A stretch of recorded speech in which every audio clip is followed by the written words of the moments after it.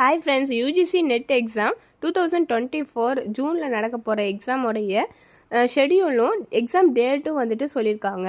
2 ஷிஃப்டாக நடக்க போகுது. Shift 1 18th June 2024 morning அன்னைக்கு 9:30 to 12:30 வரைக்கும். ஷிஃப்ட் 2 18th ஜூன் அதே அன்னைக்கு 18th ஜூன் 2024 மதியம் 3 மணிலேருந்து 6 மணி வரைக்கும் 2 ஷிஃப்டாக யூஜிசி நெட் எக்ஸாம் நடக்க போகுது. All the best friends. எல்லோரும் எக்ஸாம் நல்லா பண்ணுங்கள். பாய்.